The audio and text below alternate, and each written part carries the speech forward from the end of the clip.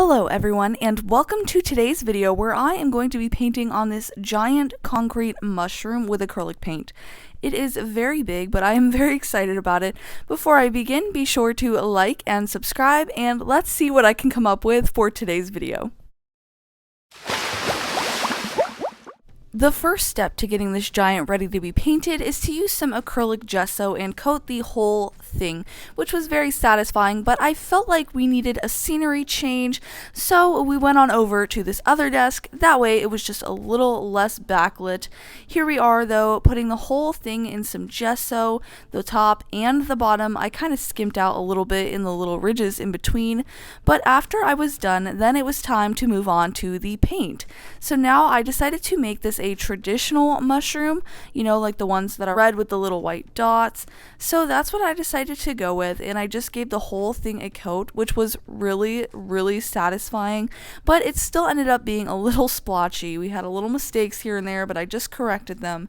And then I kept on going and filling everything in, and now it was time to do the little underneath part that sticks out just a little bit. I didn't do it perfectly, but I knew I would be going in with color later to fill in the bottom underneath part, and then I went in for one more coat on the top just to make sure everything was smoothed out. Now it's time to get started on the bottom. I decided with this kind of tan color, and I really like how it turned out. I was trying to make it a little more realistic, so I added some streaks of color and blended them out just to give it some different colors and textures in the bottom of the stem. And then I very sloppily painted the insides. I didn't wait long enough for the red to dry, so I'm going to go back and correct that later.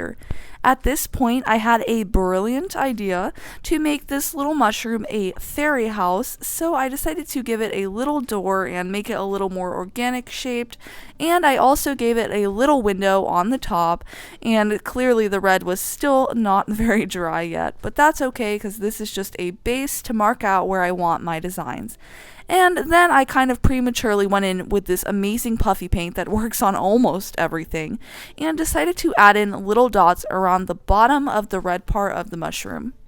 Putting these dots on with this puffy paint was a really fun process, even though it was very time consuming, and I definitely did it a little bit prematurely because now my hand is going to have to be in puffy paint if I want to do anything else with the top. So I didn't really plan all that well out, but I'm just going to ignore that and go ahead and start working on the underneath part of the mushroom, trying to clean up the red mistakes that I left behind.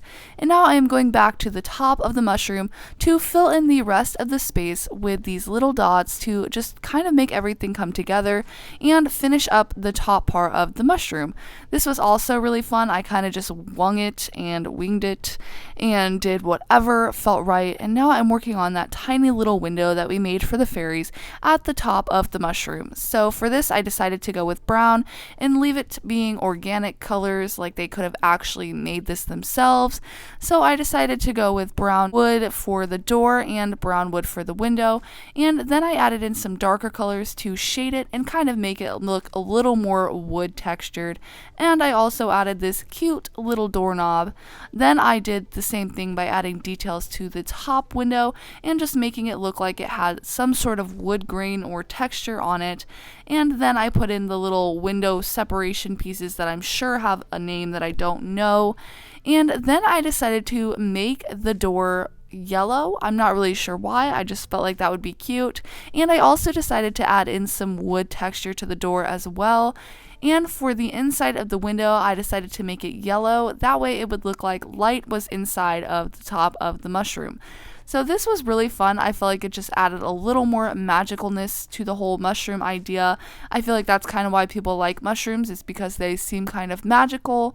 And I still wasn't satisfied with the bottom of the mushroom, so I went back in and fixed it one more time, fixed up a couple of other places that needed some help, and then I decided to add some finishing details, and I wanted to add some greenery onto the top of the window and on top of the door. I just felt like it would make sense that if this was sitting outside, that their little features that they added to the mushroom might get a little bit of free decor from the outside surrounding elements. So I just decided to add some hanging moss greenery just to kind of add a little bit more whimsy to the whole thing, and I think this really pulled it together, and I love the contrasting green Then finally I finished it up with some grass on the bottom near the door, just to again add that extra. So this is what it looked like before, and here it is after. I think it is a huge improvement, and it was so fun to create. I just think it looks so magical.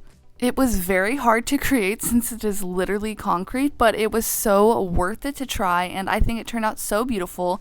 Here is the other side, just in case I'm ever not really feeling the fairy house.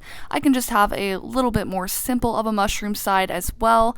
And just so you know, I also have a little partner for this mushroom, this little snail, so if you want to see that video, like this and let me know in the comments. Thank you guys for watching, like and subscribe, and I'll see you guys in the next one. Bye!